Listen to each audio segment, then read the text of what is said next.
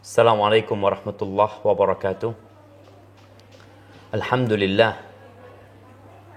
alladzi arsala rasulahu bil huda wa dinil haqq liyudhhirahu 'ala ad-dini kullihi walau karihal musyrikun.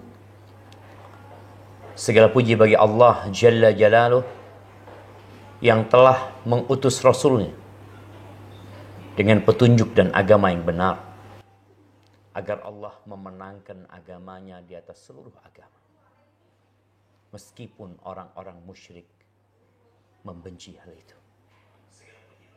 Allahumma salli wa sallim wa zid wa barik wa an'im ala abdika wa rasulika Sayyidina wa maulana Muhammadin wa ala alihi wa ashabihi ajma'in. Amma ba'd. Jamaah rahimakumullah. Kembali kita berjumpa. Dan entah sampai kapan kita akan masih bisa berjumpa. Para sahabat Nabi, betapa gembiranya mereka setiap hari berjumpa dengan Rasul Sallallahu Alaihi Wasallam. Tapi datang suatu masa mereka harus pergi meninggalkan dunia ini. Atau Nabi yang meninggalkan mereka Sallallahu Alaihi Wasallam. Maka kita belajar tentang perjalanan hidup beliau. Bagaimana beliau berjuang bersama para sahabatnya yang senantiasa mendampingi. Bagaimana beliau berkorban segala kesenangan dan kelezatan dalam kehidupan ini demi sesuatu yang lebih indah dan lebih lezat. Tapi terkadang kita untuk berjuang capek. Kadang-kala kita malas. Manusia lebih sering memilih rahat daripada mereka memilih perjuangan. Padahal sebenarnya wa mal ladzatu illa ba'da ta'ab. Tidak ada kelezatan melainkan setelah kelelahan. Kita sampai ke sebuah peristiwa yang sangat dikenang oleh Allah Azza wa Jalla, oleh para sahabat Nabi SAW, oleh umat Islam. Apa itu? Perang Badar. Perang penentu. Yang Allah menyebutnya Yaumal Furqan. Yaumal Taqal Jam'an. Sehingga nampak siapa yang benar dan siapa yang salah. Ada banyak pelajaran dari peperangan tersebut. Yang seharusnya setiap kita membaca peperangan tersebut, kita mengambil pelajaran itu untuk bekal hidup kita. Karena kita nggak tahu kapan kita akan selesai dari kehidupan ini. Kita sampai ke pelajaran ke-18.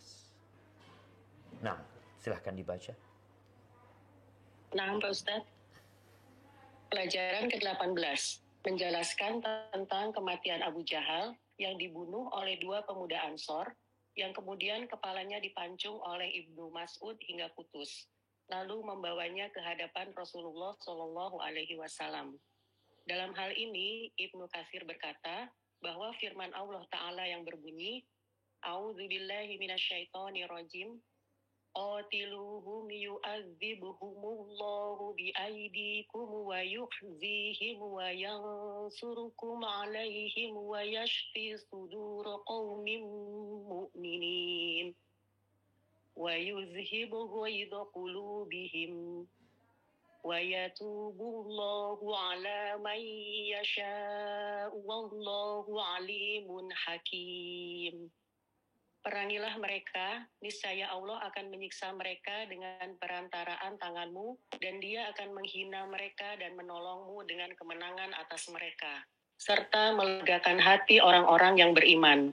Dan Dia menghilangkan kemarahan hati mereka orang mukmin, dan Allah menerima taubat orang yang Dia kehendaki. Allah Maha Mengetahui, Maha Bijaksana. Quran Surat At-Taubah ayat 14-15. Menjelaskan tentang kematian Abu Jahal di tangan pemuda Ansor, Kemudian Ibnu Mas'ud berdiri di samping jasadnya dan memegang jenggot Abu Jahal lalu berkata, "Engkau telah menempuh jalan yang sulit, wahai pengembala kambing." Kemudian setelah itu ia memenggal kepalanya lalu membawanya ke hadapan Rasulullah Shallallahu Alaihi Wasallam. Dengan matinya Abu Jahal, terobatilah hati kaum muslimin. Barakallahu fikum. Baik. Jamaah rahimakumullah. Ada ungkapan yang mungkin perlu diluruskan di sini. Yang disebutkan di sini, kemudian Ibnu Mas'ud berdiri di samping jasadnya. Yang benar adalah kemudian Ibnu Mas'ud berdiri di atas dadanya.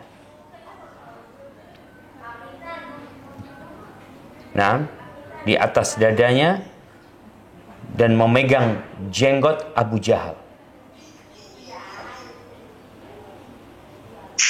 Hatta qal, kemudian sampai akhirnya Abu Jahal yang berkata. Jadi ini bukan ucapan Ibnu Mas'ud, tapi Abu Jahal yang berkata kepada Abdullah bin Mas'ud, "Laqad raqaita murtaqan sa'ban ya ruwaiyal ghanam." Engkau telah menaiki atau menempuh jalan yang sulit, wahai pengembala kambing. Maksudnya Abdullah bin Mas'ud. Karena Abdullah bin Mas'ud selama di kota Makkah, beliau bekerja sebagai pengembala kambing. Baik, ahibati fillah. Allah Azza wa Jalla mengetahui adanya tokoh-tokoh yang memusuhi umat Islam. Di masa lalu, di masa sekarang kita hidup, dan masa yang akan datang. Kita ingin mereka pergi, mati, tewas, atau Allah berikan hidayah kepada mereka. Sebagaimana Nabi SAW pernah mendoakan Abu Jahal agar mendapatkan hidayah. Dia atau Umar bin Khattab. Tapi Umar bin Khattab lebih Allah cintai. Peristiwa matinya Abu Jahal itu benar-benar menjadikan Nabi alaihi salatu wassalam lega. Karena ini loh penyakitnya. Tewasnya tokoh-tokoh kaum musyrikin yang senantiasa menyakiti umat Islam itu menjadi obat buat kaum muslimin. Sehingga mereka hidup lebih tenang lagi. Dan bukan hanya itu. Bagaimana Abdullah bin Mas'ud radhiyallahu ta'ala anhu itu membawa kepalanya Abu Jahal. Demi apa? Demi menyenangkan hati Nabi alaihi salatu wassalam. Dan ini akan kita lihat sebentar lagi bagaimana dianjurkan seseorang itu memberikan kabar gembira kepada orang lain agar dia bergembira. Umat Islam harus sabar menanti hari di mana Allah mengobatin kekecewaan umat Islam, kesedihan mereka. Berapa lama para sahabat Nabi menunggu tewasnya Abu Jahal? 13 tahun di kota Mekah. Abu Jahal tak henti-hentinya menjadi tokoh yang paling jahat dan buruk. Kemudian ditambah 2 tahun lagi setelah hijrahnya Nabi SAW. Jadi kira-kira selama 15 tahun umat Islam harus bersabar menghadapi Abu Jahal. Maka kita pun belajar dari hal ini. Bahwa suatu saat Allah akan menyelesaikan urusan itu. Serahkan urusannya sama Allah Azza wa Jal. Kita lakukan yang menjadi tugas kita. Barakallahu fiik. Nah, yang ke-19. Pelajaran ke-19. Terbunuhnya para kafir Quraisy di Badar seperti Umayyah bin Khalaf menunjukkan bahwa peperangan Islam memiliki keistimewaan tersendiri. Mereka yang terbunuh itu adalah orang-orang yang menyakiti, menyiksa, menghina, mencela Nabi dan sahabatnya dalam berbagai bentuk, serta mereka jugalah yang mengusir Nabi Shallallahu Alaihi Wasallam dan para sahabat dari rumah-rumah mereka, keluarga serta harta mereka. Kemudian Rasulullah Shallallahu Alaihi Wasallam pun mengubur mereka dengan tanah dan batu. Ini untuk menunjukkan kemuliaan Islam dan juga bagaimana Islam memuliakan manusia. Firman Allah, A'udzubillahi minasyaitonirrajim. Walaqad karramna bani Adam wa hamalnahum fil barri wal bahri wa razaqnahum minat tayyibati wa faddalnahum ala katsirin mimman khalaqna tafdila. Dan sungguh kami telah memuliakan anak cucu Adam, dan kami angkut mereka di darat dan di laut, dan kami beri mereka rizki dari yang baik-baik, dan kami lebihkan mereka di atas banyak makhluk yang kami ciptakan dengan kelebihan yang sempurna. Quran Surat Al-Isra ayat 70. Dalam Sunan Ad-Darqutni disebutkan dari Ya'la bin Murrah, ia berkata, aku berpergian bersama Rasulullah Shallallahu Alaihi Wasallam bukanlah sekali. Aku tidak pernah melihat Rasulullah Shallallahu Alaihi Wasallam melewati mayat manusia, kecuali beliau menyuruh untuk menguburkannya. Beliau tidak bertanya apakah ia muslim ataupun kafir. Masya Allah. Barakallahu fiik. Tapi jamaah, itu kemuliaan umat Islam. Dan kemuliaan agama yang dipeluk oleh mereka. Di terjemahan ini ada sesuatu yang kurang ya. Anak ingin ditambahkan. Setelah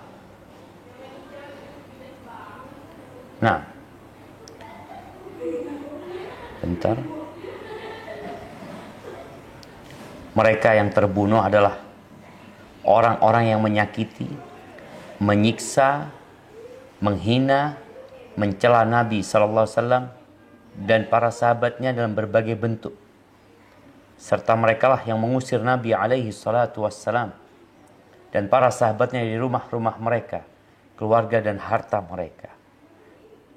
Dengan semua itu, ditambahkan, dengan semua itu, Islam di atas semua dendam, dengki, iri.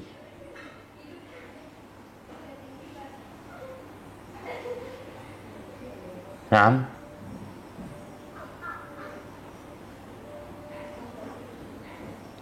Apa yang dilakukan umat Islam?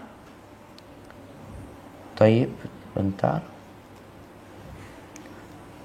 Rasulullah SAW tidak meninggalkan jasad mereka di alam terbuka sebagai bentuk balas dendam kepada mereka dan perbuatan mereka. Di mana Rasulullah SAW mengubur mereka di dalam sumur. Enggak disebutkan di sini.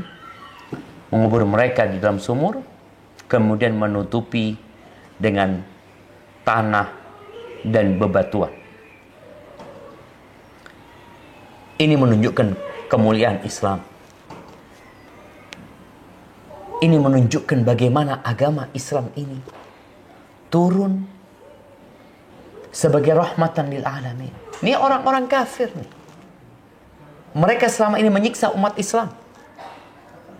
Mereka mengganggu. Dan mereka pun tewas dalam peperangan yang tujuan mereka adalah menghabisi umat Islam. Tatkala mereka terbunuh, apakah dibiarkan jasad mereka? Apakah dicincang oleh umat Islam? Apakah dimutilasi oleh umat Islam? Agar dimakan oleh binatang-binatang buas? Lah. Subhanallah. Di peperangan-peperangan yang terjadi, ya selain umat Islam ya orang-orang kafir itu. Kebayang nggak? Biasanya pasukan musuh itu akan berusaha untuk mengambil jasad kawan mereka, prajurit mereka yang terbunuh. Untuk memuliakan jasad itu dengan dikubur.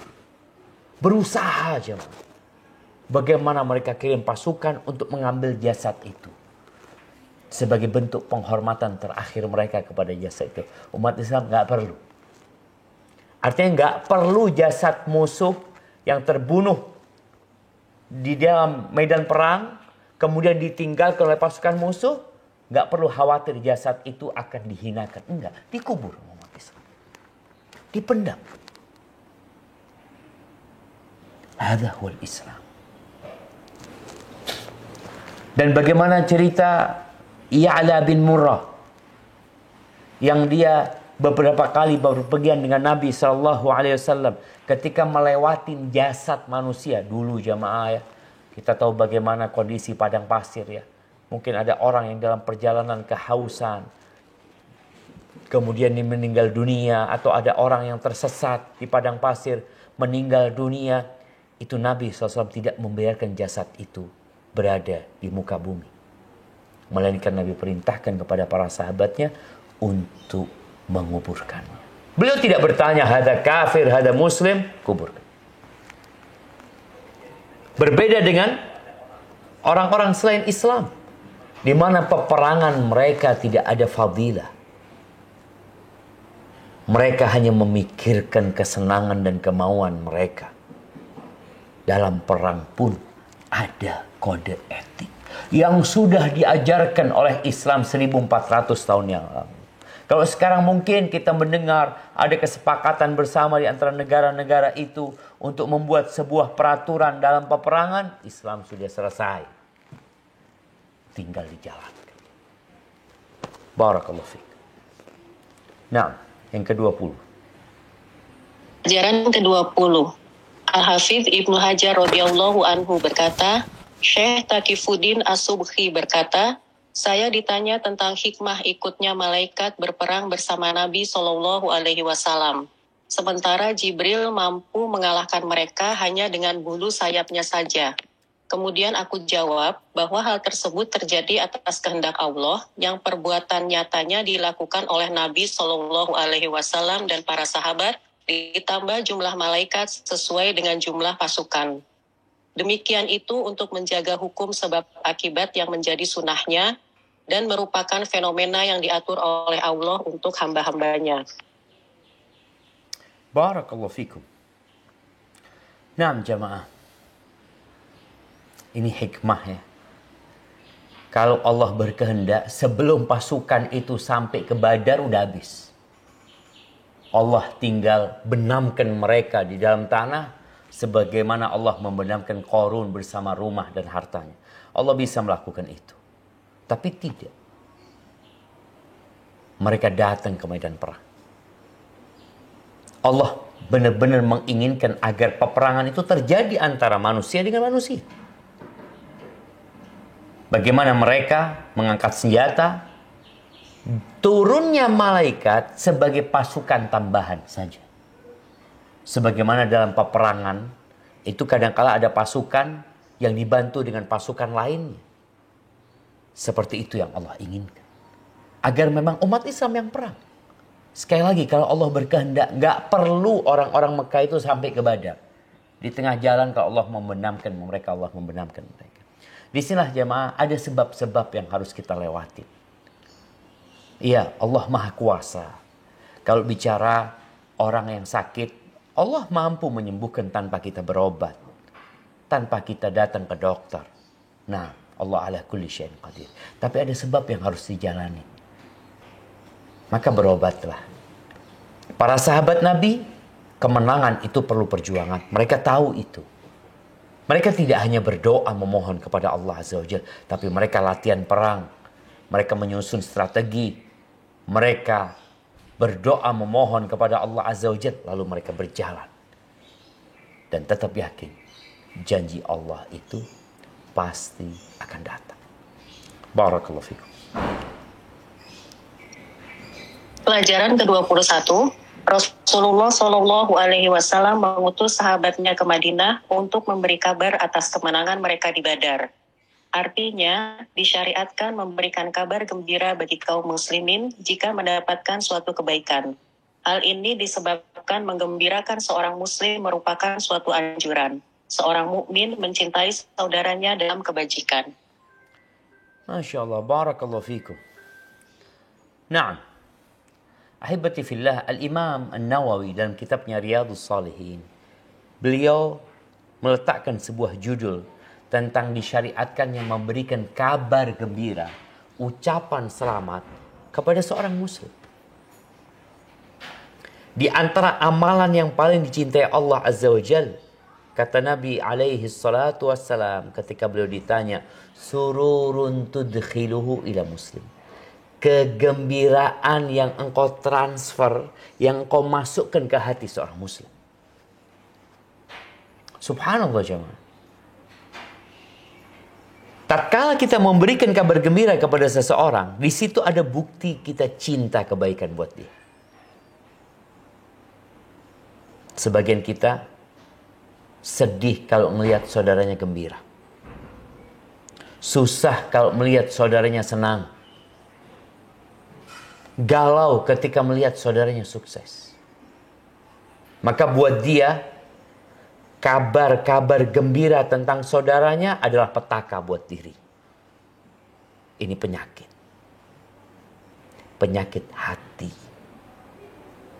Kita perlu mengobati penyakit itu dengan menjalankan sunnah, yaitu mentransfer kegembiraan kepada saudara kita. Saudara kita punya usaha sukses. Saudara kita buka cabang untuk usaha dia. Saudara kita punya anak. Saudara kita selesai hafalan Qur'annya. Saudara kita beli motor baru. Bikin rumah baru. Apapun kegembiraan saudara kita, seharusnya kita ikut bergembira dan ikut mengucapkan selamat atas apa yang dia rasakan. Ini butuh perjuangan dengan jiwa kita sendiri. Karena manusia itu diuji dengan kedengkian dan keirian. Barakallahu fikum. Nah, Pelajaran ke-22. Berselisihnya kaum muslim tentang pembagian ghanimah. Artinya, hal tersebut menunjukkan agar kita harus waspada terhadap perkara-perkara duniawi. Sebab ketika kita mendekatkan diri pada hal-hal tersebut, maka bisa menyebabkan pada perpecahan. Sedangkan mengagung-agungkan harta dapat menimbulkan pertengkaran. Akan tetapi cukuplah berpuas diri dan mengambil sekedarnya saja. Mengembalikan perkara tersebut kepada Allah dan mendamaikan antar sesama ketika bertikai merupakan penyebab dilembutkannya hati. Selain itu, dengan bertikainya mereka, maka turunlah ayat A'udzubillahi minasyaitonirrajim. Yas'alunaka 'anil anfal. Qulil anfalu lillahi war rasul. Fattaqullaha wa aslihu dzata bainikum. Wa atiullaha wa rasulahu in kuntum mu'minin. Mereka menanyakan kepada Muhammad tentang pembagian harta rampasan perang. Katakanlah, harta rampasan perang itu milik Allah dan Rasul menurut ketentuan Allah dan Rasul-Nya. Maka bertakwalah kepada Allah dan perbaikilah hubungan di antara sesamamu. Dan taatlah kepada Allah dan Rasul-Nya jika kamu orang-orang yang beriman. Quran Surat Al-Anfal ayat 1. Dijelaskan bahwa ghanimah tersebut adalah milik Allah dan Rasul-Nya. Sedangkan kewajiban bagi seorang muslim adalah bertakwa, mendamaikan antar sesama yang sedang bertikai, serta agar selalu taat kepada Allah dan Rasul-Nya. Barakallahu fiik, subhanallah jemaah. Bagaimana sebelum perang, pasukan umat Islam itu belum tahu dengan apa yang akan terjadi. Menang atau kalah. Mereka berharap kemenangan. Mereka tidak sedang berpikir harta yang akan dikumpulkan. Namun ketika Allah berikan kemenangan, mereka melihat bagaimana harta di hadapan mereka. Bagaimana sebagian mereka menumpuk itu harta. Menyelamatkan itu harta. Dan kondisi para sahabat Nabi beda-beda. Ada yang sedang mengejar musuh. Ada yang sedang melindungi Nabi SAW. Ada yang ngumpulin harta rampasan perang. Mereka bertikai urusan harta, urusan dunia. Itu para sahabat Nabi. Di tengah-tengah mereka ada Nabi SAW. Ini benar-benar pelajaran buat kita jemaah. Dekat-dekat dengan urusan harta dan dunia ini dapat menyebabkan hati manusia berubah. Nah, bagaimana kita melihat kakak beradik bertikai gara-gara harta. Bagaimana kedua orang yang dalam satu usaha bersama, dalam rangka mereka memperbesar usaha itu, tahu-tahu mereka harus bertikai. Dulu ketika masih sepi usahanya, ketika masih sulit usahanya, mereka saling mendukung, mereka saling menguatkan. Tapi tatkala Allah berikan kesuksesan, datang setan.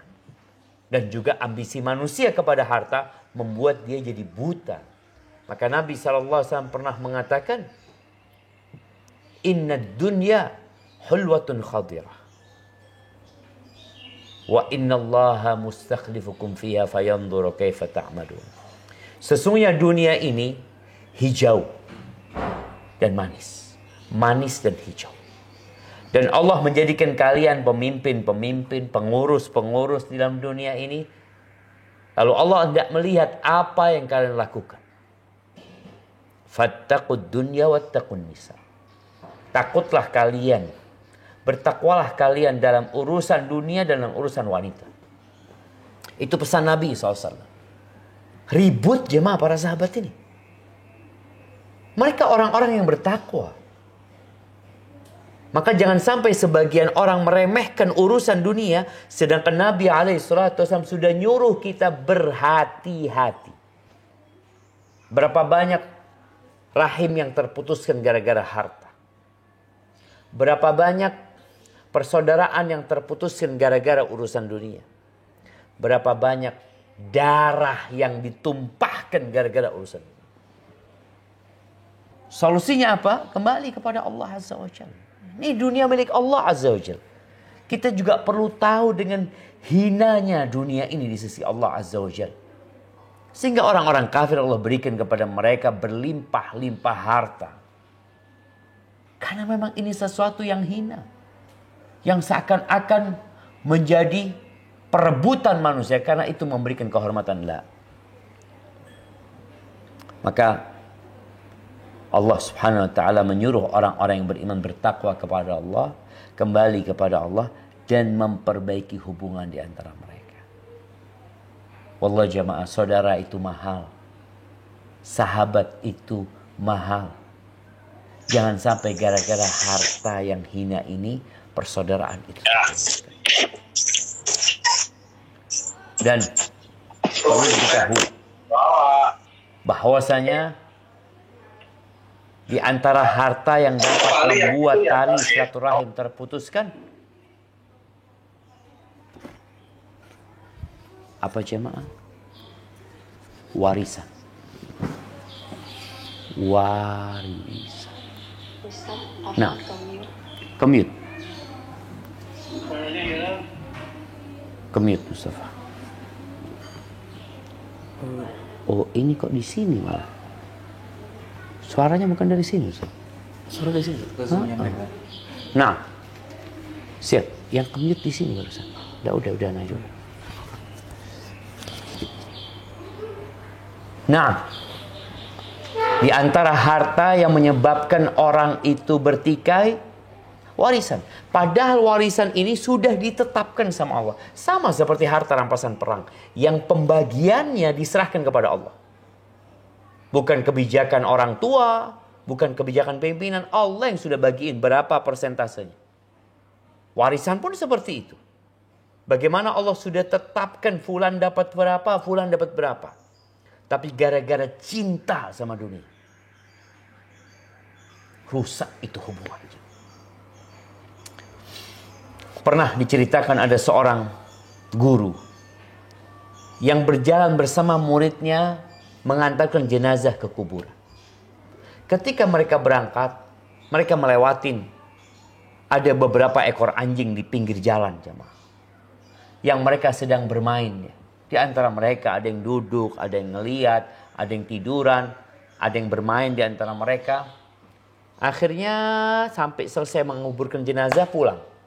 Sama murid-muridnya lagi. Ketika pulang, mereka tetap melewatin anjing yang tadi. Tapi kelompok anjing itu sedang bertikai. Saling menggonggong. Saling menggigit. Tahu apa penyebabnya? Ternyata ada orang yang melemparkan bangkai kepada mereka. Ketika bangkai nggak ada, mereka damai hidupnya. Ketika ada bangkai yang mereka nggak nyari, yang datang ke hadapan mereka, yang seharusnya mereka saling berlapang dada, lalu kita dapat ini nggak ada usaha. Ini pemberian Allah Azza wa Jal. Itu mereka bertikai. Apa kata sang guru mengatakan kepada murid-muridnya? Kalian lihat nih. Ketika mereka tidak punya dunia, mereka bisa damai dan akur. Tapi tatkala ada sesuatu harta tuh bangkai, mereka beribut di antara mereka sendiri. Dan kita menyaksikan hal itu. Keributan terjadi. Berapa banyak orang yang sengketa untuk sebuah harta bersama. Yang akhirnya orang yang bersengketa ini dua-duanya mati. Sengketa dilanjutkan oleh anaknya. Dua-duanya tidak bisa menikmati harta tersebut. Karena kalau sudah sengketa, kemudian dilaporkan ke pihak yang berwajib, tanah itu nggak bisa diapa-apain. Ini bapaknya udah pada mati, turun ke anak-anaknya juga tidak bisa menikmati. Yang ada sakit hati.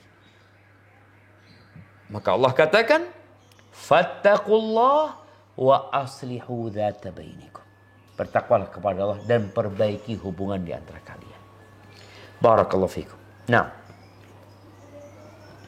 Pelajaran ke-23, Rasulullah Shallallahu Alaihi Wasallam kembali bersama tawanan. Kemudian beliau Shallallahu Alaihi Wasallam mewasiatkan agar tawanan-tawanan tersebut dijaga dan dilayani dengan baik. Para sahabat memuliakan para tawanan, padahal para tawanan tersebut baru saja memerangi Rasulullah Shallallahu Alaihi Wasallam dan para sahabatnya. Selain itu, mereka juga menyakiti Nabi selama di Mekah dan sekarang mereka menjadi tawanan kaum muslimin. Sementara beliau memerintahkan kepada para sahabat agar berlaku baik terhadap mereka. Ini menunjukkan bahwa perang dalam Islam berbeda dengan perang yang dilakukan oleh orang-orang kafir. Faedah yang lain adalah untuk membedakan antara cinta dan kasih sayang dengan memperlakukan manusia dengan baik atau muamalah. Allah Ta'ala berfirman, engkau Muhammad tidak akan mendapatkan suatu kaum yang beriman kepada Allah dan hari akhirat, saling berkasih sayang dengan orang-orang yang menentang Allah dan Rasul-Nya. Sekalipun orang-orang itu bapaknya, anaknya, saudaranya, atau keluarganya. Mereka itulah orang-orang yang dalam hatinya telah ditanamkan Allah keimanan. Dan Allah telah menguatkan mereka dengan pertolongan yang datang dari Dia. Lalu dimasukkannya mereka ke dalam surga yang mengalir di bawahnya sungai-sungai. Mereka kekal di dalamnya. Allah ridho terhadap mereka dan mereka pun merasa puas terhadap limpahan rahmat-Nya. Mereka golongan Allah. Ingatlah, sesungguhnya golongan Allah itulah yang beruntung. Quran Surat Al-Mujadilah ayat 22.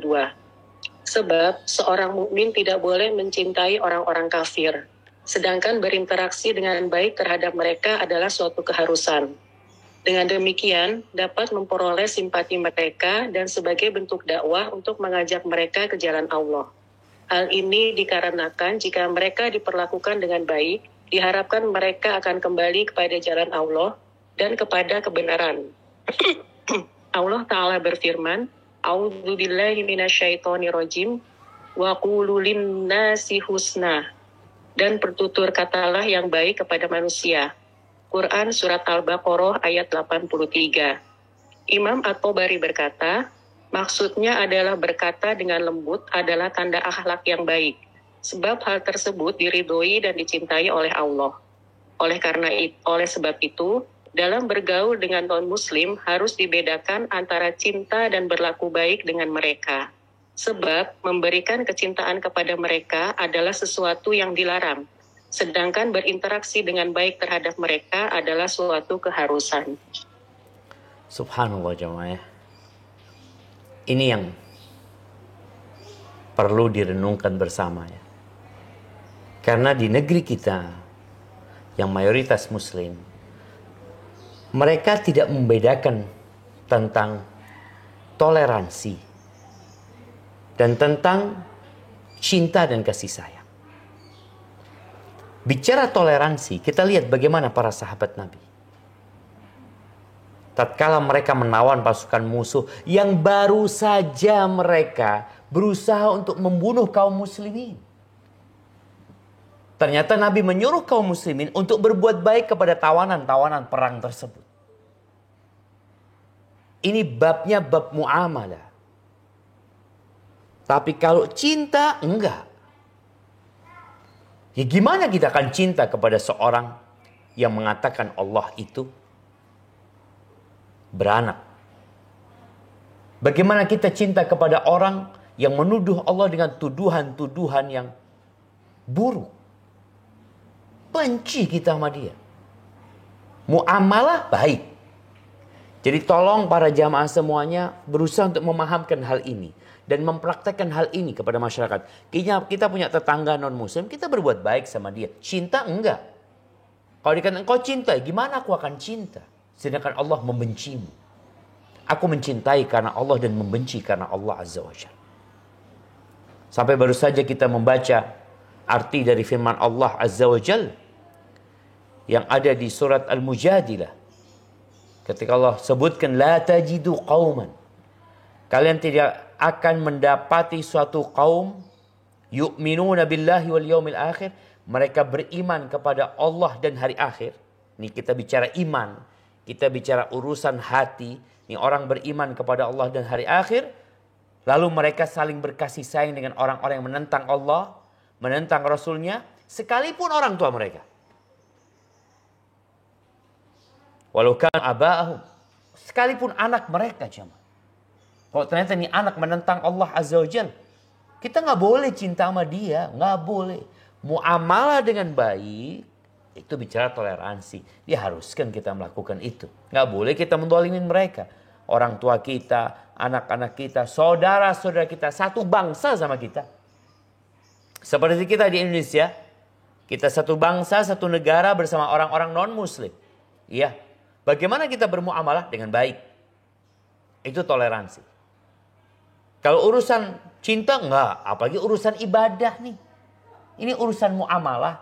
Urusan muamalah, jual beli sama dia, bertetanggaan sama dia. Tapi kalau sudah babnya, bab ibadah, kita benci sama dia. Enggak cinta. Loh Ustaz, itu dapat menimbulkan nanti kerusakan. Ya Habibi. Kita itu cinta sama orang yang dicintai Allah Azza wa Jalla. Dan kita berbuat baik kepada orang yang Allah perintahkan kepada kita untuk berbuat baik kepada dia. Kita nggak boleh menzalimi. Walaupun orang kafir. Ini satu bukti nyata 70 pasukan. 70 pasukan perang. Bukan orang biasa-biasa ya. Mereka ini pasukan perang yang baru saja hendak membunuh umat Islam. Ditawan, tapi disuruh berbuat baik sama dia. Makanya juga pelajaran buat kita ya. Ya buat siapa saja. Kadangkala yang bertugas di penjara ya. Menawan orang-orang. Tolong berbuat baik sama mereka. Oh dia pelaku kriminal. Iya. Pelaku kriminal. Dia punya dosa. Dia harus mempertanggungjawabkan dosanya. Tapi kita bermuamalah dengan baik sama dia. Kalau memang dia perlu dihukum. Ya dihukum dengan cara yang baik.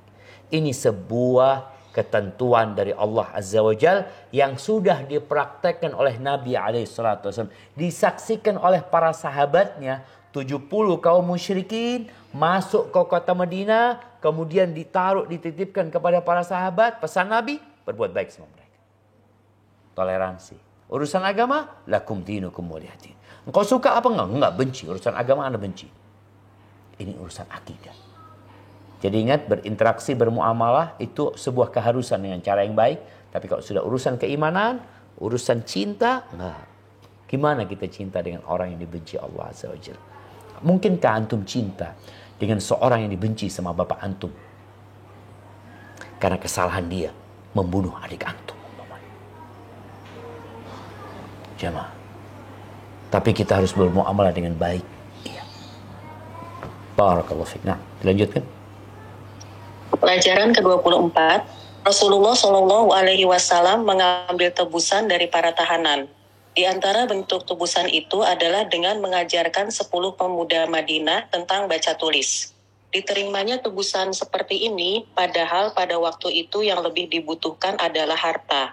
Maka hal tersebut menunjukkan kepada kita tentang besarnya perhatian Islam terhadap ilmu dan mengentaskan kebodohan melebihi daripada kebutuhan mereka kepada harta.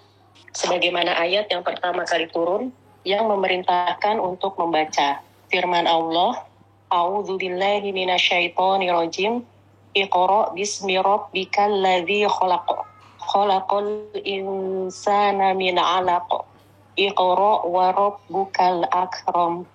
Alladzi 'allama bil qalam. 'Allamal insana ma lam ya'lam. Bacalah dengan menyebut nama Tuhanmu yang menciptakan. Dia telah menciptakan manusia dari segumpal darah. Bacalah dan Tuhanmu lah yang maha mulia, yang mengajarkan manusia dengan pena. Dia mengajarkan manusia apa yang tidak diketahuinya. Quran Surat Al-Alaq ayat 1-5. Selain itu, masih banyak ayat ataupun hadis yang memberikan dorongan dan motivasi untuk menuntut ilmu, serta menjelaskan kedudukan orang-orang yang berilmu atau ulama. Peristiwa tersebut merupakan langkah awal dari pengentasan buta aksara dan mensosialisasikan baca tulis di kalangan kaum muslimin. Allahu Akbar jemaah. Coba kita baca sejarah Nusantara. Sejarah Indonesia. Indonesia merdeka itu masih banyak buta huruf. Padahal jaraknya baru aja jalan kita merdeka 76 tahun. Islam 1442 tahun yang lalu. Karena perang Badar terjadi tahun 2 Hijriah. Sekarang sudah 1444. Kurangin 2, 1442 tahun yang lalu. Belum ada namanya Indonesia. Itu sudah ada sebuah program dari pemerintah memerangi buta aksara. Mereka lebih mengutamakan anak-anak itu bisa baca daripada dapat harta. Ini disebutkan pemuda ya. Jadi bukan pemuda, sebenarnya lebih kepada anak-anak ya. Bocah-bocah. Bocah-bocah bagaimana mereka belajar membaca dan menulis. Dan kita tahu ketika kita dijajah oleh Belanda, ada sekolah-sekolah yang didirikan oleh Belanda, tapi untuk kepentingan mereka. Maka ingat, Islam sudah mengajarkan, menyusun sebuah program memerangi buta aksara. Gimana kita nggak bangga dengan agama kita? Tatkala kita membaca seperti ini, hanya saja kebanyakan umat Islam itu kena Islamophobia karena nggak tahu tentang Islam. Ada peristiwa-peristiwa mungkin yang dianggap peristiwa itu keras, umpamanya mengandung unsur menyakitin. Engkau kalau membaca sejarah itu harus dari semua sisinya, sehingga kelihatan. Ada seorang yang menceritakan ya, ada sebuah lukisan yang di bawahnya itu darah. Yang dia sorot darahnya ini. Loh, tunggu dulu. Ini lukisan menceritakan tentang apa? Dilihat semuanya. Oh, darah ini adalah darah orang yang membunuh. Kemudian dia dibunuh. Karena dosa dia. Maka lihatlah Islam dari semua sudut yang ada. Semuanya indah dan menyenangkan. Salah satu yang kita lihat nih. Yang kita punya program setelah kemerdekaan. Atau beberapa tahun yang lalu, ternyata Islam sudah punya program ini 1442 tahun yang lalu. Barakallahu fiik. Nah. Pelajaran ke-25, pengajaran yang dilakukan oleh para tawanan kepada anak-anak Islam. Begitu Pak Ustadz ya? Kepada, iya mungkin bocah-bocah umat Islam ya. Bocah-bocah. Nah. Pengajaran yang dilakukan oleh para tawanan kepada bocah-bocah anak Islam tentang baca tulis menunjukkan bolehnya mempelajari ilmu duniawi kepada orang kafir dan bukan pada hal-hal yang dapat membahayakan agama atau dirinya. Sebab tawanan Badar saat itu adalah kaum musyrikin. Hal seperti ini dilakukan ketika tidak ada orang muslim yang mengajarkan anak-anak mereka. Selain itu, posisi tawanan dalam mengajar lemah karena mereka terpaksa, jadi tidak bisa dijadikan sebagai suri tauladan yang tepat. Masya Allah jamaah ya. Iya. Ini pelajaran buat kita untuk tidak salah pilih guru. Makanya Syekh menjelaskan hal ini supaya jangan sampai kondisi itu dianggap jadi kondisi yang normal. Enggak normal pada waktu itu. Karena orang-orang yang bisa baca nulis itu biasanya dari keluarga yang kaya. Keluarga yang berpendidikan. Dan karena kondisinya yang bisa baca nulis ini orang musyrik. Sedangkan dari kalangan umat Islam, ya kita tahu bagaimana mereka hidup di kota Mekah pada waktu itu dan di kota Madinah umpamanya dari kalangan Ansor. Hidup dalam kondisi ekonomi yang susah. Dan kurangnya juga tenaga atau SDM yang mengajar. Ketika itu ada, dimanfaatkan. Tapi kita perlu berhati-hati. Ini mau ngajarin apa sama anak-anak? Oh ini sekedar ngajarin matematika. Oke aman insya Allah mungkin. Oh ini ngajarin fisika. Ada ilmu-ilmu yang kalau orang non-muslim mengajarkannya, boleh jadi dia membawa pemikiran-pemikiran yang menyimpang. Ngajar umpamanya ilmu sosial. Bahaya. Mengajar umpamanya IPA, dulu kita belajar ya tentang bagaimana asal mula manusia ini dari kera umpamanya. Itu mereka ajarkan itu karena itu ada dalam benak mereka. Tapi kalau sekedar mengajarkan sesuatu yang insya Allah aman buat anak kita dan tidak akan ada racun-racun yang mereka masukkan, silahkan. Tapi kalau ada guru muslim, itu pilihan. Ini dalam kondisi tidak ada pilihan. Barakallahu fikum. Nah. Pelajaran ke-26. Sabda Nabi SAW tentang tawanan, kalau saja Mut'ah bin Adi masih hidup, kemudian ia berbicara namanya pada... diganti Mut'im, bukan Mut'am ya. Mut'im. Kalau saja Mut'im bin Adi masih hidup, kemudian ia berbicara padaku tentang mereka, niscaya aku akan membebaskannya. Artinya ia dibiarkan hidup tanpa tebusan sebagai bentuk dari memuliakannya dan menerima permohonan maafnya. Karena ketika Rasulullah SAW kembali, perlu diperbaiki, bukan menerima permohonan maafnya, tapi menerima syafaatnya.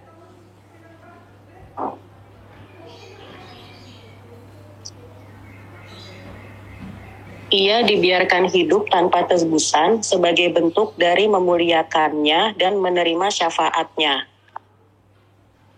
Karena ketika Rasulullah SAW kembali dari Taif dan tidak masuk ke Mekah, Rasulullah SAW berada di dekat Mut'im. Nah, bukan di dekat ya, mungkin diperbaiki. Tidak masuk Mekah, Rasulullah berada dalam suaka yang diberikan oleh Mut'im.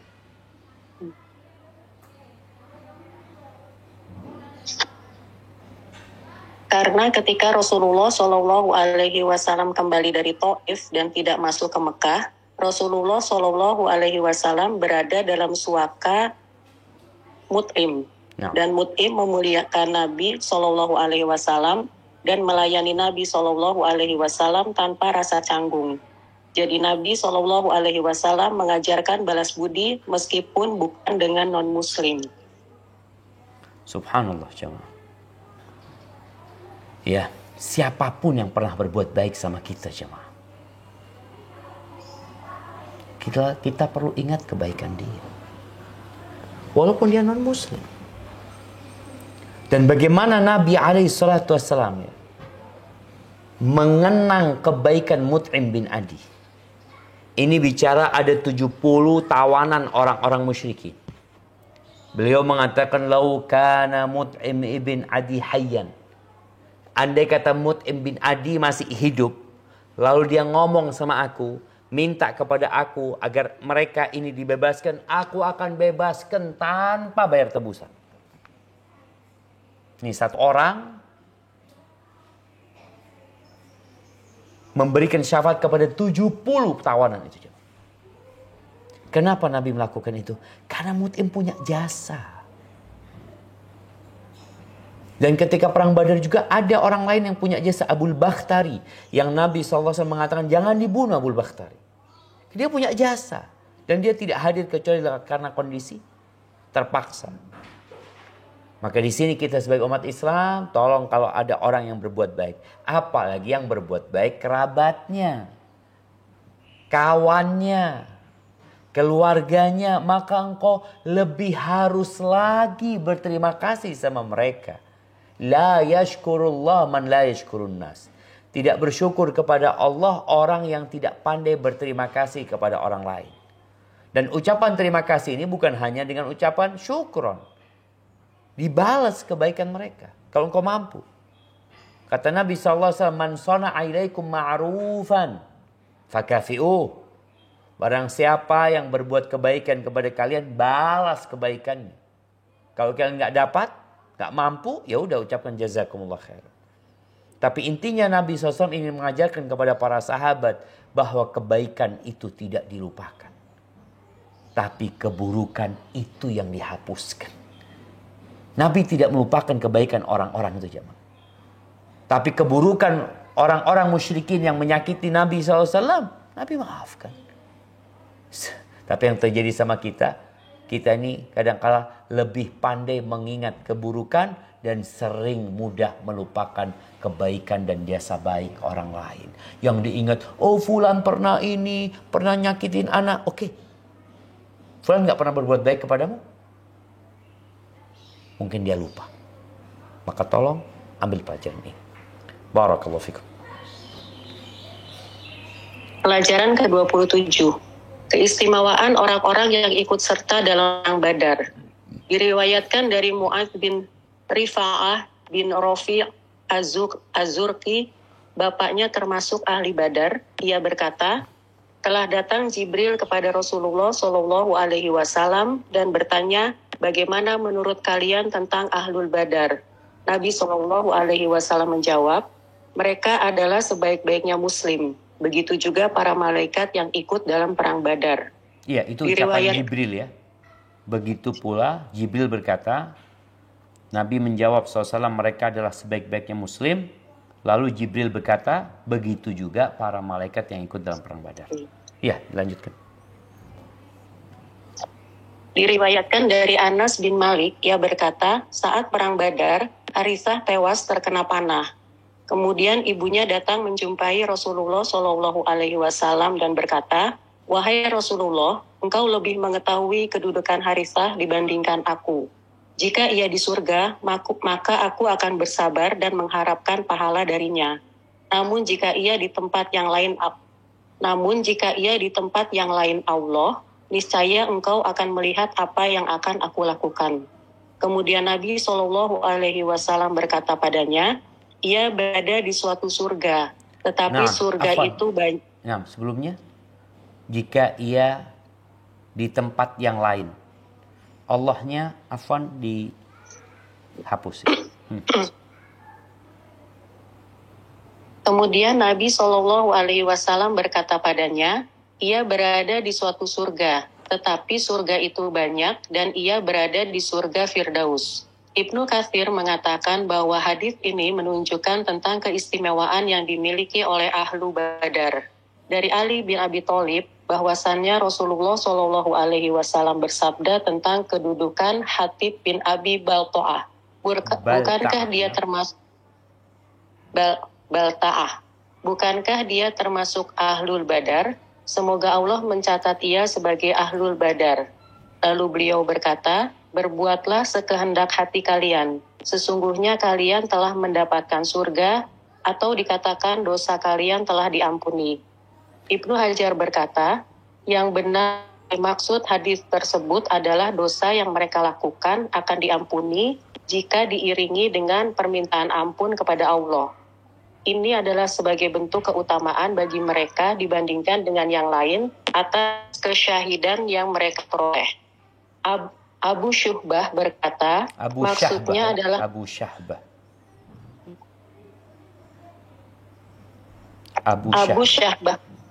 Syahbah berkata, maksudnya adalah mereka tidak akan disiksa karena keimanan mereka telah teruji dengan peristiwa Badar.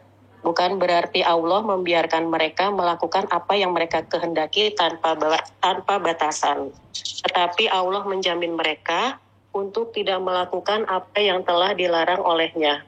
Karena Ahlu Badar terdiri dari kaum muslim yang paling bertakwa dengan lulus mereka dalam ujian yang besar. Maka mereka diberikan kemuliaan dan kedudukan yang tinggi. Syekh Saimin berkata, Allah telah memuliakan kalian. Kerjakan apa yang suka, Allah telah mengampuninya. Karena telah dibayar dahulu dengan peristiwa besar. Barakallahu fikum. Taib jamaah, di nomor 27 ini sebenarnya ada 3 angka. Yang pertama, ini bicara tentang keistimewaan orang-orang yang ikut serta dalam perang Badar. Yang pertama itu hadis Mu'ad bin Rifa'ah. Kasih nomor 1. Nomor 1, hadis Mu'ad bin Rifa'ah.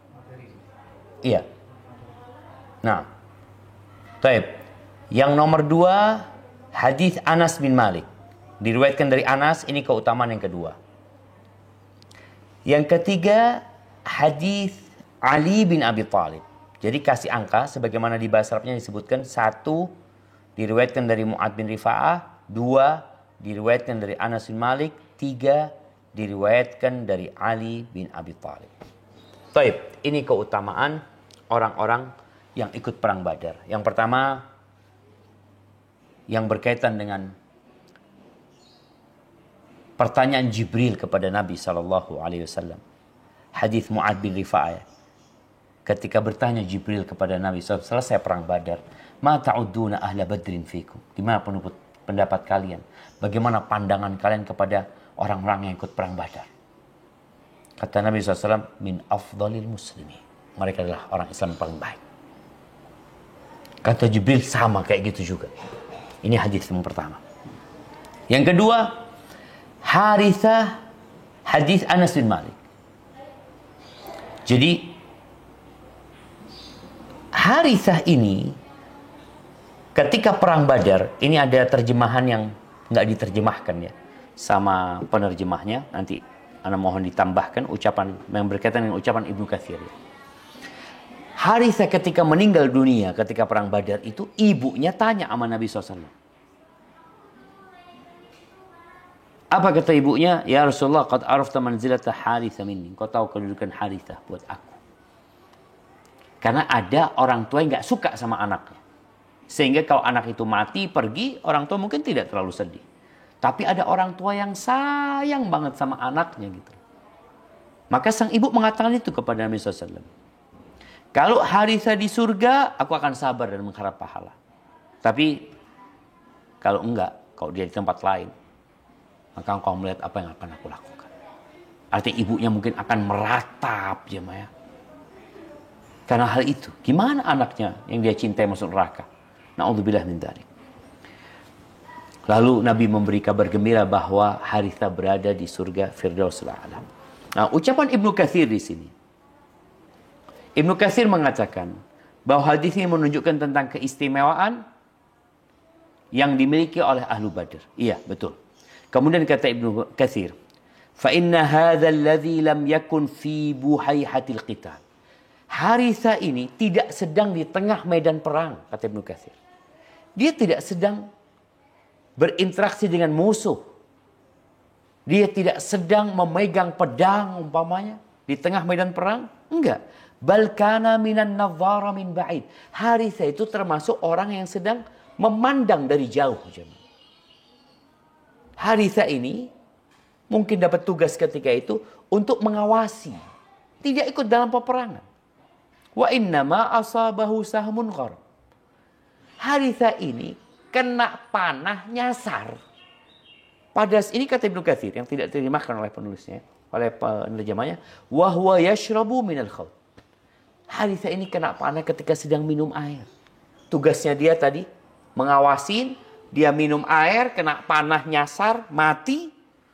Tapi ternyata dia berada di surga Firdaus yang paling tinggi. Kata oh minhu yang dari situ sungai-sungai surga terpancarkan. Dan kalau kita disuruh minta surga Allah yang paling tinggi yaitu Firdaus. Ini yang cuma mengawasi yang kena panah nyasar. Kata Ibnu Katsir, fa idza kana halu hadza fama dhannuka biman kana waqifan fi nahril adu. Bagaimana pendapatmu kalau orang yang kayak gini aja dapat firdaus a'la? Bagaimana dengan orang yang berhadapan langsung dengan musuh? Dan musuhnya itu 3 kali lipat dari jumlah mereka. Maka hadis Harithah ini benar-benar menunjukkan kedudukan yang tinggi buat orang-orang yang ikut perang Badar, apalagi yang mereka tewas di medan perang tersebut. Kemudian hadis Ali bin Abi Thalib radhiyallahu taala anhu ya. Ini berkaitan dengan kisah Hatib ibn Abi Balta'ah ya. Hatib bin Abi Balta'ah ini nanti ceritanya akan kita bahas ketika penaklukan kota Mekah.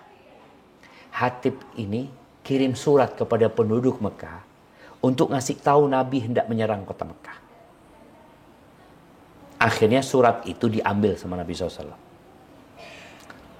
Dibawalah Hatib bin Abi Balta'ah di sidang tentang kenapa dia melakukan itu. Umar marah. Umar mengatakan, da'ni adrib unuqahu ya Rasulullah. Umar mengatakan, biar aku tebas kepalanya wahai Rasulullah. Dia munafik dengan cara seperti ini. Lalu Nabi SAW mengatakan, alaysa min ahli Badar. Bukankah dia termasuk penduduk Badar, artinya yang ikut perang Badar. Nabi ingin menunjukkan kepada Umar bagaimana kedudukan orang ini. Nah, mereka katakan iya. Lalu Nabi mengatakan, la'allallah ittala'a ahli Badar, ala ahli Badar. Allah itu memandang kepada orang-orang yang ikut perang Badar. Lalu dikatakan kepada mereka, i'malu ma syi'tum. Kalian silahkan beramal semau kalian. Faqad wajabat lakumul jannah. Kalian sudah pasti untuk surga. Au ghafartu lakum. Atau sudah ampuni dosa kalian. Ini menunjukkan kedudukan mereka. Jadi kalau mereka berbuat salah, melakukan kesalahan, mereka itu insya Allah bertobat. Kalau mereka berbuat kesalahan, selain mereka bertobat, dikasih taufik sama Allah, mereka sudah lunas bayar surganya, jemaah. Artinya mereka dengan ikut perang Badar itu, Allah akan jaga mereka dari kesalahan. Kalau mereka melakukan kesalahan, Allah akan mudahkan bagi mereka untuk bertobat, karena sejatinya mereka sudah lunas. Ini sebuah keutamaan ya buat mereka yang ikut perang Badar, yang memang nggak bisa diikuti oleh sahabat lainnya. Jadi kalau bicara kedudukan para sahabat itu, setelah para sahabat yang 10 dijamin masuk surga, setelah itu mereka adalah orang-orang yang ikut perang Badar. Mereka adalah orang-orang yang memang mulia dan memiliki keistimewaan. Barakallahu fiik. Itu mungkin yang dapat kita kaji pada kesempatan kali ini. Kita lanjutkan pada pertemuan yang akan datang membahas perang Uhud. Saat ini kita masuk ke sesi tanya jawab insyaallah. Tafadhali. Barakallahu fiik. Nah, Pak Ustadz, jazakumullahu khairan atas materi dan nasihatnya yang telah disampaikan. Semoga Allah limpahkan taufiknya kepada kami semua untuk dapat dengan mudah memahami dan mengamalkannya. Pertanyaan pertama, Pak Ustadz. Bismillah. Assalamualaikum warahmatullahi wabarakatuh. Ana izin bertanya, Pak Ustadz. Bagaimana langkah konkret agar kita bisa bersama Rasulullah nanti di surga?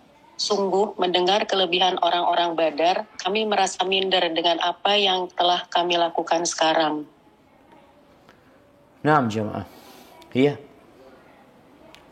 Perasaan itu bagus. Kita merasa minder betul. Apa sih yang kita kerjakan selama ini? Sedangkan Nabi SAW mengatakan, ala inna sil'atallahi ghaliyah. Ketahuilah sesungguhnya dagangan Allah itu mahal. Mahal. Mustafa videonya. Aman. Kok yang muncul di sini?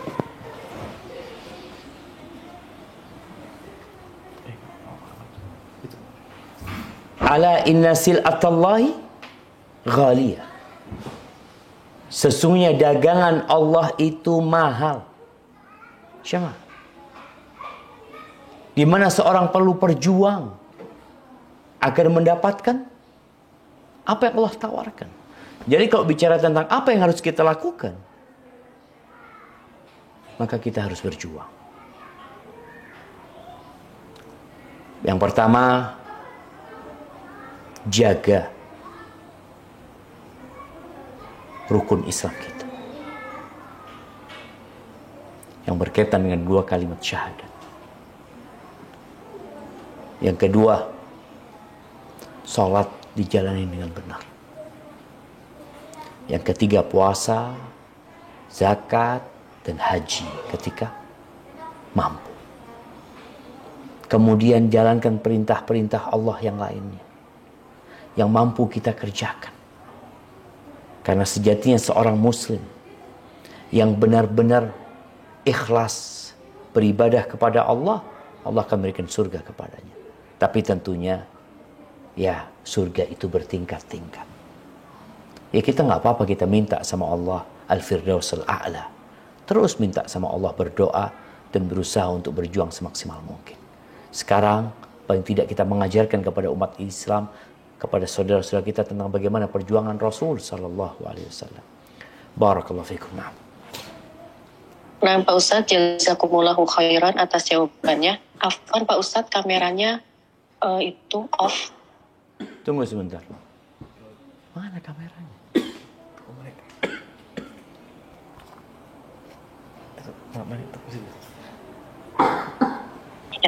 Dilanjutkan pertanyaan berikutnya Pak Ustadz. Tafadhol ya. Pak Ustadz izin bertanya, kuburan suami saya rahimahullah tidak menggunakan nisan di atasnya. Hanya batu saja dan rumput serta pohon sejenis rumput yang ada bunganya kecil. Berjalannya waktu sudah hampir 2 tahun, batu rumput dan pohon sekitarnya membuat jadi seperti kubur yang kosong. Apakah boleh saya membuat nisan yang sederhana, hanya nama dan tanggal wafat tanpa tulisan Arab untuk menghindari fitnah? Jazakumullahu khairan. Masya Allah, barakallahu fiik. Nah, ahibati fillah, kalau bicara tentang kuburan ini, memang yang lebih baik tadi, ya kalau kita cukup dengan batu saja sebagai pertanda, itu sudah membuat orang jadi tahu itu kuburan keluarganya, maka cukup. Tapi kalau ternyata nggak cukup, dikarenakan tadi kondisi tempat tersebut ya, banyak tumbuh-tumbuhan, maka insya Allah memberikan nisan dan memberikan nama sekedar hanya untuk mengenalkan ini kuburan siapa, dan juga tujuannya supaya kuburan itu terjaga, jangan sampai dikira nggak ada kuburan di situ. Karena boleh jadi dengan tumbuhnya ilalang, kemudian mungkin di negeri kita karena mereka terbiasa dengan batu nisan, maka sesuatu yang dilihat mungkin tidak sama, mereka berpikir kosong gitu. Maka insya Allah nggak ada masalah, memang para ulama berbeda pendapat tentang memberikan nama atau menulis di atas kuburan, tapi kalau sekedar itu nama saja agar mudah untuk dikenali, insya Allah nggak apa-apa. Barakallahu fikum. Nah, Pak Ustadz, jazakumullahu khairan atas penjelasannya. Pertanyaan berikutnya, Ustadz mohon penjelasan dan nasihatnya atas ucapan saya berlepas diri terhadap fulan. Biasanya hal ini dilakukan orang-orang terhadap seseorang yang terindikasi memiliki penyimpangan dalam hal beragama, misal penyimpangan dalam manhaj. Saya pernah dinasihati oleh salah seorang sahabat yang dia katakan bila indikasi itu ternyata tidak benar dan orang tersebut tidak ridho, maka itu termasuk kezoliman dan akan menjadi hal yang pertanggungjawabannya berat di akhirat kelak. Sebetulnya bagaimana dan syarat apa yang harus terpenuhi untuk seseorang boleh menyatakan bahwa ia berlepas diri dari seseorang, terutama dalam kaitannya dalam beramar ma'ruf nahi mungkar. Nah, Masya Allah, barakallahu fiik. Ya, ahibati fillah, dalam bermuamalah, ada orang-orang yang mungkin selama ini kita mengenalnya. Kita baik sama dia. Bahkan kita dianggap sama seperti dia oleh orang-orang. Kalau ternyata orang tersebut melakukan sebuah penyimpangan, maka tugas kita memberikan nasihat. Amar ma'ruf nahi mungkar. Kita kasih nasihat kepada fulan. Tatkala fulan yang kita sudah kasih nasihat, ya, kita beri arahan, ternyata dia nggak mau dan dia bersikeras dengan pemikiran dia yang menyimpang, kita nggak apa-apa berlepas diri dari fulan. Enggak, Anda sudah kasih tahu fulan, Anda sudah nggak kayak fulan gitu. Karena memang kalau kita lihat jemaah, contoh ya, ketika orang ini tahu-tahu ditangkap karena dia punya pemikiran yang menyimpang, menuju ke arah Khawarij yang mengkafirkan ini dan itu. Ketika kita diam, kita akan ditangkap juga. Oh, ini kawannya fulan, ini sama fulan kalau gitu. Tapi tatkala kita menyatakan enggak, Anda sudah berlepas diri dari fulan. Namun memang perlu dipastikan. Jangan gara-gara omongan orang yang belum tentu benarnya kita tahu-tahu berlepas diri dari fulan. Karena ini bentuk kezaliman. Itu salah satu bentuk tahdzir ya. Salah satu bentuk agar orang-orang tidak belajar sama fulan. Agar orang-orang tidak dekat sama fulan. Kalau ternyata kita tidak berusaha dengan baik, maka bentuk kezaliman. Kita perlu takut dengan hal itu. Jangan bermudah-mudahan tentang hal ini sampai kita memastikannya. Hadza wallahu a'lam bissawab. Nah, Ustaz, jazakumullahu khairan atas nasihatnya. Pertanyaan berikutnya, Ustaz, saya mau bertanya di luar tema. Musola di dekat rumah saya, di dekat tempat imamnya ditempelkan bacaan ayat suci Al-Quran, yaitu surat As-Sajdah, dan dibacakan setiap sholat subuh di hari Jumat. Pertanyaannya, apakah hukumnya Ustadz? Mohon penjelasannya. Jazakumullahu khairan. Barakallahu fikum. Nah, jamaah. Jadi, masalahnya, banyak di masjid-masjid itu, yang jadi imam, itu bukan orang yang sesuai dengan kriteria. Yang jadi imam itu yang paling banyak hafalan Qur'annya, yang paling ngerti agama. Sehingga bicara sholat yang wajib ini, ketahuilah bahwa sholat yang wajib ini, kita bebas membaca surat apa saja. Faqra'u ma tayassara minal Qur'an. Kita mau baca Qul huwallahu ahad, kita mau baca Qul a'udzu nas. Ketika ada seorang yang tidak hafal, maka hendaklah dia menyuruh orang lain untuk jadi imam. Untuk sholat sunnah memang diperkenankan kita baca dari Quran. Tapi kalau sholat wajib, enggak, engkau baca yang engkau hafal gitu. Enggak harus baca as-sajdah kalau engkau memang enggak hafal. Ketika engkau mau baca as-sajdah karena itu disunnahkan, maka disunnahkan tentunya bagi orang yang hafal. Karena para ulama menyampaikan bahwasanya sholat wajib itu tidak dengan memegang Quran, yang ada rukhsah itu, yang membaca lewat mushaf itu adalah untuk sholat sunnah. Jadi untuk sholat wajib, bacalah yang semampunya. Jadi imamnya nggak harus baca itu. Kemudian makmumnya nggak apa-apa bermakmum dengan imamnya. Hadza wallahu a'lam bissawab. Pak Ustadz, jazakumullahu khairan atas penjelasannya. Pertanyaan berikutnya, Assalamualaikum Ustadz. Semoga Allah selalu melindungi Ustadz dan tim lainnya dimanapun berada. Amin. Ingin bertanya Ustadz, orang tua saya non-muslim. Jadi jika ada hajatan ibadah mereka di rumah orang tua Ana ini, Ana disuruh sama orang tua Ana membantu menghidangkan makanan-makanan orang-orang non-muslim ini. Jadi bagaimana hukumnya Ana membantu orang tua Ana ini dalam menyiapkan dan menghidangkan makanan-makanan mereka ini? Jika ia diharamkan, bagaimana cara Ana untuk bicara kepada orang tua Ana, Ustadz? Jazakumullahu khairan. Masya Allah, barakallahu fiik. Naam jamaah. Apabila acara yang dilakukan oleh orang tua di rumah itu acara yang diperbolehkan, maka sang anak nggak ada masalah untuk membantu. Umpamanya mau acara walimah, makan kayak ada tamu, ini itu. Karena memang hukum acaranya diperbolehkan.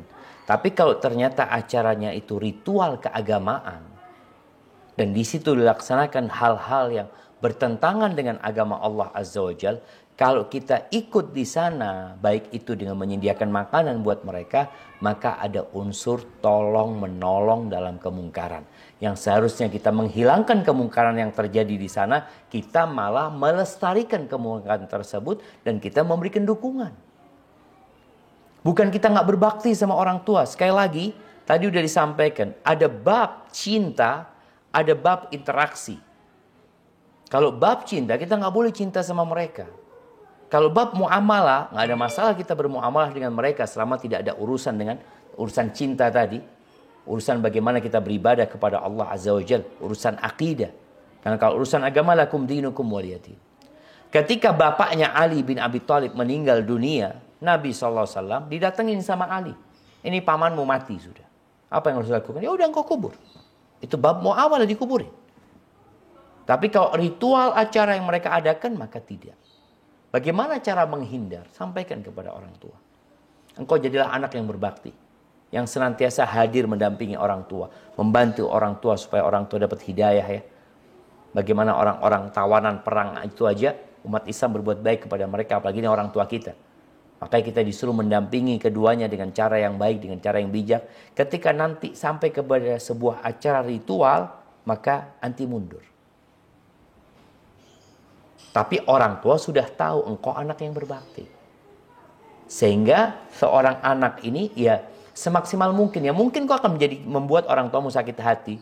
Sebagaimana kita tahu bapaknya Nabi Ibrahim sakit hati sama Nabi Ibrahim. Bahkan mengusir Nabi Ibrahim AS. Itu konsekuensi. Tapi tetap engkau berusaha untuk mendampingi orang tuamu dengan cara yang patut. Hadza wallahu a'lam bissawab. Nah, Pak Ustadz, jazakumullahu khairan atas nasihatnya. Pertanyaan berikutnya, Bismillah, Assalamualaikum warahmatullahi wabarakatuh. Ustadz, makam orang tua saya hilang. Apakah saya harus mencari kembali makam yang telah hilang untuk bisa berziarah? Apakah cukup hanya dengan mendoakan saja? Terima kasih banyak sebelumnya. Barakallahu fikum. Naam jamaah. Subhanallah ya. Ini mungkin terjadi, boleh jadi karena keteledoran anak ya, yang tidak menjaga makam itu dihormatin. Makanya kenapa dikasih tanda sama Nabi SAW dulu dengan batu. Kalau sekarang mungkin dengan nisan tadi, dengan batu juga sebenarnya. Dijaga seperti itu.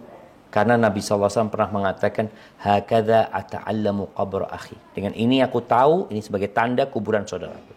Dan aku akan memakamkan di sekitarnya yang meninggal dari keluargaku. Jadi yang meninggal itu dimakamkan di sana. Apa sekarang sikapnya kalau hilang? Maka dicari tahu sebabnya hilang itu apa. Apakah karena memang hilang kita tidak menjaganya kuburan tersebut? Boleh jadi sudah dipakai sama orang. Ada orang-orang yang tidak bertanggung jawab ya. Kemudian menguasai kuburan tersebut. Diisi dengan jasadnya orang lain. Padahal itu milik kita umpamanya. Dan di situ ada orang tua kita. Maka boleh jadi itu yang terjadi. Atau karena longsor tanahnya ya. Terjadi kejadian alam yang menyebabkan itu hilang. Maka kalau sulit dicari, nggak usah dicari. Tapi kalau masih bisa dicari, dikasih tanda, itu kuburan bapaknya agar tetap terjaga. Dan tatkala kita datang pulang kampung, mudik kita ziarah ke sana. Itu kalau masih bisa dicari. Kalau nggak bisa dicari ya udah, karena sebenarnya yang dibutuhkan mereka adalah doa. Dengan adanya kuburan di sana, mungkin orang-orang yang datang akan mendoakan, mengucap salam kepada dia. Tapi kalau sudah nggak ketahuan, ya engkau doakan dimanapun engkau berada. Hadza wallahu a'lam bissawab. Pak Ustadz, jazakumullahu khairan atas nasihatnya. Pertanyaan berikutnya, Assalamualaikum. Izin bertanya Pak Ustadz, bila seseorang yang belum akikah, tapi di waktu ada rezeki ingin berkurban, bagaimana Kak Ustadz lebih baik akikah atau berkurban? Jazakumullahu khairan. Barakallahu fiik. Ya. Berkaitan dengan akikah dan kurban ini, sebenarnya dua ibadah ini ada waktu yang telah ditetapkan. Kalau bicara kurban, maka kurban itu dilakukan pada tanggal 10, 11, 12, 13 Dzulhijjah. Adapun akikah, Nabi menganjurkan ya. Jadi kalau kurban itulah waktunya. Sedangkan akikah dianjurkan di hari ke-7. Kalau nggak mampu, ya sudah kapan dia mampu. Karena Nabi SAW mengatakan kullu mauludin kullu ghulamin marhunun bi aqiqatihi hatta yuqaqqa anhu. Setiap bocah itu akan tergadaikan dengan akikahnya sampai dipotong akikahnya tersebut. Jadi para ulama menyebutkan ketika bicara dia tergadaikan, maka sampai kapanpun dia tidak akan lunas kecuali dipotong itu akikahnya. Nah, sekarang kondisinya engkau kapan waktunya? Kalau engkau sekarang mampu, ya udah akikah sekarang. Aku ingin korban belum tentu waktunya engkau sampai ke sana. Maka para menyebutkan kalau waktunya bersamaan mungkin muncul pertanyaan itu. Tapi kalau sekarang engkau mampu dan engkau ingin berkorban, sekarang engkau akikah, karena akikah ini juga berkorban untuk Allah sebenarnya. Jalla Jalaluh, karena kita menyembelih hal itu atas perintah Allah buat hambanya, kita sembelih. Nanti ketika engkau punya rezeki pas bulan Idul Adha, silakan kau kurban. Kalau nggak punya duit, ya udah. Kapan kau punya uang, kau nanti boleh berkurban di tahun-tahun selanjutnya. Jadi intinya Kalau akikah ini bisa dilaksanakan kapan saja ketika kau mampu, kalau kurban waktunya terbatas. Hadza wallahu a'lam bissawab. Nah, Pak Ustadz, jazakumullahu khairan atas jawabannya. Pertanyaan berikutnya, Assalamualaikum warahmatullahi wabarakatuh. Semoga Ustadz dan tim selalu dalam lindungan Allah Subhanahu wa Ta'ala. Izin bertanya, Pak Ustadz, mengenai keutamaan hadis yang mengatakan barang siapa mengerjakan sholat sunnah dalam sehari semalam sebanyak 12 rakaat, maka karena sebab amalan tersebut ia akan dibangun sebuah rumah di surga. Apakah hanya untuk sholat sunnah rawatib saja? Afwan, ana seorang akhwat yang kesulitan saat akan melakukan sholat rawatib. Apakah bisa diganti dengan sholat sunnah lain yang mungkin total jumlah rakaatnya bisa ditargetkan 12 rakaat seperti duha dan tahajud? Jazakumullahu khairan. Masya Allah, barakallahu fiik. Naam jamaah, hal ini Masya Allah pernah dibahas oleh Syekh Albani rahimahullahu ta'ala. Hukum asalnya 12 rakaat itu rawatib. Kita melaksanakan sholat sunnah rawatib. Yang sudah disebutkan jumlahnya 12, 2 rakaat sebelum subuh, 4 rakaat sebelum zuhur, 2 rakaat setelah zuhur, itu 8, 2 rakaat ba'dal maghrib, 2 rakaat ba'dal isya, 12. Tapi ternyata ada hadis lain yang lebih umum. Yang mengatakan man shalla lillahi thintai asyrata raka'ah tatawu'an ghaira faridah fil yawmi wal laylah banallahu lahu baitan fil jannah. Atau kama qala Nabi SAW. Barang siapa yang sholat 12 rakaat sunnah dalam sehari semalam untuk Allah Azza wa Jal, maka akan dibangunkan bagi dia rumah di surga. Maka bagi orang yang ini bicara cicilan, kita nyicil masuk surga Allah SWT dengan terus kita mencari rahmat Allah Jalla Jalal, salah satunya dengan sholat 12 rakaat ini. Yang mampu rawatib 12 itu yang lebih baik. Tapi kalau nggak mampu, ya udah. Bagaimana umpamanya anak qobliyah subuh saat bisa, ba'diyah maghrib, ba'diyah isya bisa. Untuk zuhur ini berat Ustaz, karena di tempat kerja ini dan itu waktunya terbatas. Berarti kan 2 rakaat sebelum subuh, ba'dal maghrib, ba'dal isya. Jadi 6. Sisanya 6. Gimana bayar yang 6 ini? Boleh dengan sholat duha, atau boleh dengan sholat sunnah mutlak lainnya. Umpamanya anak sholat sunnah ba'dal maghrib lah. Sholat sunnah ba'dal maghrib sudah sampai ke isya umpamanya. Nggak apa-apa. Jadi atau mau sholat tahajudnya nantinya seperti itu. Intinya bagaimana cicilan itu lunas. Barakallahu fikum. Nah. Alhamdulillah. Jazakumullahu khairan Ustadz atas ilmunya. Pertanyaan berikutnya, Ustadz, saya sering merasakan ketika beramal baik suka dilupakan dan ketika beramal buruk selalu diingat. Contoh ketika berbuat zolim atau berbicara keburukan. Padahal saya sudah meminta ampun kepada Allah. Mohon solusi dan nasihatnya Pak Ustadz. Tunggu. Dia itu kalau berbuat baik lupa, dilupakan. Iya. Dilupakan sama siapa? Oleh manusia. Terus? Ketika berbuat buruk, misalnya kezoliman atau berbicara buruk, selalu diingat. Sama siapa? Afwan, ini nggak jelas Pak Ustadz, oleh manusia atau oleh dirinya sendiri? Ya itu anak kok agak kurang paham. Taib. Ahibati fillah. Kalau bicara kita muamalah sama Allah Azza wa Jal, ingat semuanya akan dicatat. Bahkan kalau bicara kebaikan, Allah itu lipat gandakan jadi 10 kali lipat sampai 700 kali lipat. Allah akan catat. Kalau keburukan, dia berbuat buruk sekali, Allah akan catat 1. Dan itu pun Allah bisa hapuskan, Allah ampuni buat dia. Itu kalau bermuamalah sama Allah Azza wa Jalla. Tapi kalau sama manusia, maka Allah mengatakan, wa uhdiratil anfusus syuh. Manusia itu jiwanya itu bakhil. Pelit dia, kikir dia. Itu manusia. Makanya barang siapa yang terjaga dari kekikiran jiwanya itu orang-orang yang sukses. Allah katakan, وَمَنْ يُوقَ شُحَّ نَفْسِهِ فَأُولَٰئِكَ هُمُ الْمُفْلِحُونَ. Barang siapa yang terjaga dari kekikiran dirinya, dialah orang-orang yang beruntung. Itu Nabi SAW, ada sebuah doa yang dinisbatkan kepada Nabi, kepada Nabi Daud ya. Makna doa ini Masya Allah begitu indahnya. Walaupun diperselisihkan kesahihan sanadnya, Di antara yang diminta itu, Allahumma inni a'udzubika min khalilin makirin. Ya Allah, aku berlindung kepadamu dari kawan dekat yang pandai bermakar. In ra'a hasanatan dafanaha. Kalau dia lihat kebaikan, dia kubur kebaikan itu. Wa in ra'a sayi'atan adha'aha. Kalau dia melihat keburukan, dia sebarkan. Ya, kita berlindung kepada Allah dari orang-orang seperti itu. Lalu kita tuh ketika berbuat baik kepada orang, tolong niatnya ikhlas lillahi ta'ala. Sehingga nggak akan berpengaruh kepadamu pujian orang atau cacian orang. Karena engkau berbuat bukan berharap pujian dan juga tidak takut cacian orang. Engkau berharap keridhaan Allah Subhanahu wa taala, insyaallah engkau akan tenang hidupnya.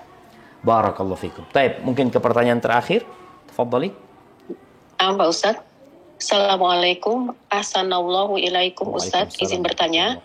Bagaimana dengan seorang wasilah yang suka membantu dalam ta'aruf? Apabila berhasil menjodohkan, sudah berusaha menggali info tentang ikhwan akhwatnya. Dan mereka di mata orang-orang dekatnya orang baik dan soleh. Namun kemudian dalam rumah tangga orang yang dijodohkan ada kasus-kasus permasalahan rumah tangga yang berat. Karena ternyata pasangannya jauh dari ekspektasi, banyak keburukan dan lain-lain. Dan keluarganya jadi sering melibatkan wasilah dalam permasalahan rumah tangga tersebut. Dan wasilah jadi down dan kapok, juga trauma untuk membantu menta'arufkan lagi karena merasa bersalah. Mohon nasihatnya Pak Ustadz untuk kami. Syukron jazakumullahu khairan. Masya Allah. Ahibati fillah. Orang yang terbaik adalah orang yang paling bermanfaat buat orang lain. Tapi terkadang niat baik itu dianggap buruk. Maka tolong ikhlaskan niat buat Allah Azza wa Jalla. Nasihat anak kepada para wasilah ya, para istilahnya apa, mak comblang atau apa. Yang pertama, perbaiki niatnya. Kenapa engkau melakukan itu? Yang kedua, engkau harus benar-benar memberikan nasihat. Yang ketiga, engkau sampaikan kepada mereka agar mereka mencari tahu sendiri. Sampaikan kepada mereka, ana yang dapat informasi seperti ini. Tapi wallahu a'lam kebenarannya, engkau cari tahu. Agar mereka yang bertanggung jawab nanti. Kalau mereka, oh aku percaya. Jangan percaya sama ana. Ana dapat informasi yang boleh jadi informasi itu benar atau salah. Maka nasihatkan kepada mereka nanti, engkau cuma ngasih tahu ada fulana yang ana tahu dia orang seperti ini, tapi tolong dicek dengan cara yang baik. Engkau cari tahu dengan di IG dia, engkau cari tahu di kawan-kawan dia, engkau cari tahu di kampung dia. Sehingga dengan cara itu kita terlepas ya, kita hanya ingin kebaikan. Tapi kalau kita disuruh cari tahu tentang dia, mungkin kita nggak punya waktu untuk itu. Maka jangan putus asa karena engkau berada dalam kebaikan, tinggal masalah niat dan masalah cara agar benar-benar tatkala mereka tahu memang cocok, silahkan dilanjutkan. Kalau enggak, jangan. Dan memang itu resiko jemaah. Kalau mereka bahagia, nggak pernah ngomong-ngomong sama kita. Kalau mereka susah, kita diikut sertakan dalam kesusahan itu. Tapi insya Allah engkau akan tetap mendapatkan balasan sesuai dengan niatmu dan perjuanganmu. Hadza wallahu a'lam bishawab. Itu yang dapat Anda sampaikan, kurang lebihnya mohon maaf. Subhanakallahumma wa bihamdika asyhadu an la ilaha illa anta astaghfiruka wa atubu ilaik. Anda kembali